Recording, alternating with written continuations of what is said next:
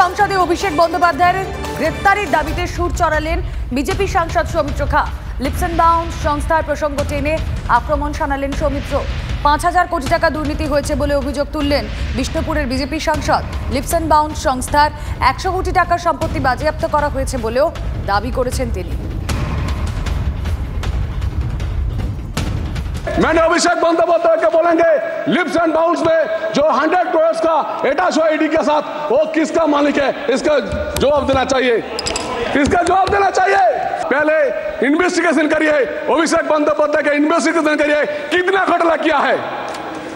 5,000 करोड़ घोटाला किया है अभिषेक बंदोपाध्याय, इसको अरेस्ट होना चाहिए। मैं मांग करता हूँ, रखता हूँ। অভিষেক বন্দ্যোপাধ্যায় ভারতবর্ষের রাজনীতির আঙিনায় এই মুহূর্তে মধ্য গগনের সূর্যের দিকে দুপুর 12টার সময় তাকিয়ে থাকলে সূর্যের ক্ষতি হয় না, যে তাকিয়ে থাকে তারই চোখ ঝলসে যায়। সৌমিত্র খান আজকে সতর্ক থাকুন। অভিষেক বন্দ্যোপাধ্যায়ের দিকে আঙুল তোলার আগে নিজের দিকে তাকিয়ে দেখুন, নিজের দলের অবস্থাটা আগে দেখুন, তারপর সাহস করবেন অভিষেক ব্যানার্জির ব্যাপারে কথা বলতে। অভিষেক ব্যানার্জির ব্যাপারে যত আপনি কথা বলবেন বাংলার মানুষ তত বেশি করে আপনাকে বিসর্জনের প্রক্রিয়ায় অংশ নেবে। বিদ্যুতের দামে শখ প্রতিবাদ বিজেপি সিএসসি ভবন অভিযান।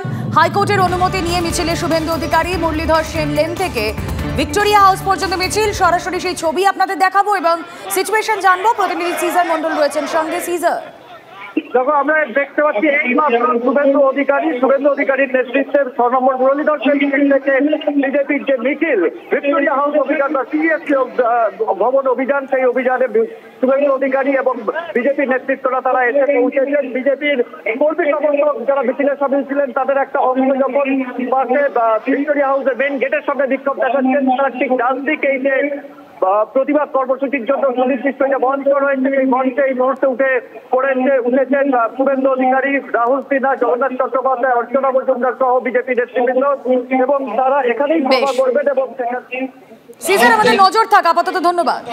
শান্তিপূর্ণ বিক্ষোভ আমরা বেশিক্ষণ চালাবো না, আমাদের টাইম 5:30 পর্যন্ত আছে। তো আপনারা সবাই ভিজেছেন, আমরাও ভিজেছি। আমি তমগ্ন ভাইকে সঞ্চালনার দায়িত্ব দিচ্ছি এবং মঞ্চে পার্টির 2জন জিএস আছেন, শ্রীমতী অগ্নিমিত্রা পাল বিধায়িকা, জগন্নাথ চট্টোপাধ্যায়, পার্টির অন্যান্য সকলকে এবং বিশেষ করে কলকাতা কর্পোরেশনের 3জন কাউন্সিলর, আমাদের নেতা, প্রাক্তন সভাপতি, আমাদের অন্যতম অভিভাবক রাহুল সিনহাজি এবং বর্ষিয়ান নেতা তাপস রায়, আর পার্টির যারা সম্পাদকরা আছেন, মহিলা নেত্রীরা আছেন, যুব মোর্চা আছে, তাদেরকে আসন গ্রহণের জন্য অনুরোধ করব। খুব ছোট্ট সংক্ষিপ্ত সভা হবে, তমগ্ন সঞ্চালনা করবে। প্রথমে তাপসদা বলবেন, তারপরে রাহুলদা বলবেন, তারপরে আমি কিছু কথা বলে পরবর্তী কর্মসূচি আমরা ঘোষণা করব। আমি আমাদের নেতা শ্রী তাপস রায় মহাশয়কে তার মূল্যবান বক্তব্য রাখার জন্য আগ্রহ করব।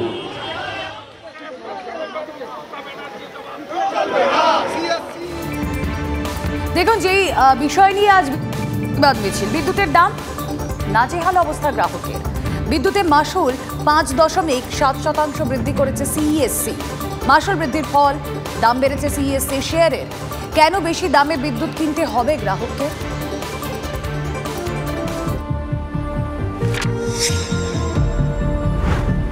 বেহালার গোপাল মিশ্র রোডের বাসিন্দা কোয়েল চক্রবর্তী অধিকারী ইলেকট্রিকের বিল দিতে গিয়ে নাজেহাল।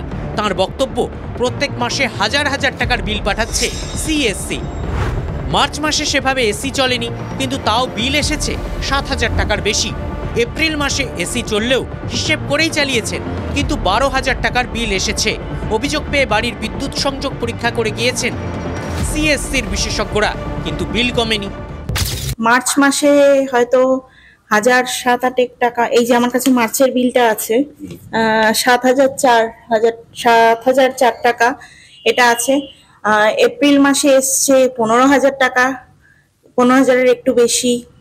কিছু বিলের মধ্যে কিছু ব্যাপার হচ্ছে যেটা বুঝতে কখনো পারি না, সেটা হচ্ছে যে বিলের পিছনে এখানে দেখবেন একদম লাস্টের দিকে FPPAS বলে একটা ব্যাপার আছে, সেটা কোনো মাসে 172 টাকা 32 পয়সা, কোনো মাসে 107 টাকা 12 পয়সা।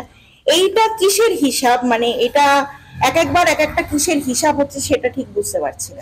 কর্মী সমাজের বরিষ্ঠ বিজেপি কার্যকর্তাকে খুন করা হচ্ছে, ভারতীয় জনতা পার্টির রায়নার আদিবাসী কার্যকর্তাকে খুন করা হচ্ছে, কোচবিহারের সঞ্জয় বর্মনের মতো আমাদের রাজবংশী কার্যকর্তাকে।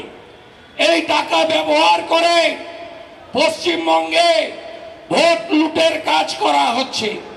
এই টাকা ব্যবহার করে লুম্পেনদের হাতে পশ্চিমবাংলার গণতন্ত্র ছেড়ে দেওয়া হচ্ছে।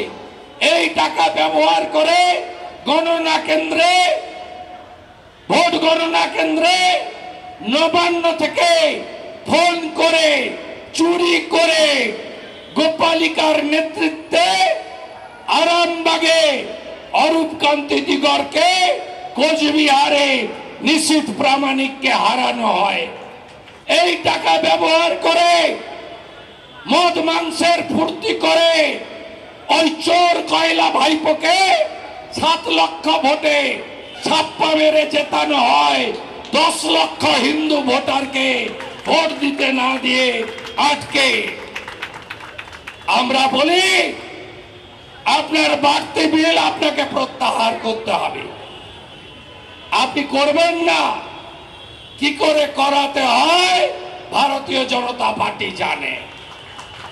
2022 সালে নরেন্দ্র মোদীজির সরকার ইলেকট্রিক রিফর্মস বিল এনেছিল। সেই বিলে যারা মনোপলি ব্যবসা করছে সেই মনোপলি ব্যবসা তুলে দেওয়ার প্রভিশন ছিল। সেই বিল 2022 ডিসেম্বর মাসে সিলেক্ট কমিটিতে চলে যায়। 23 সালে সে বিল সিলেক্ট কমিটির রেকমেন্ডেশন নিয়ে পার্লামেন্টে আসেনি। আমি মনোহর লালজি এসেছিলেন, আমাদের বিদ্যুৎ মন্ত্রী।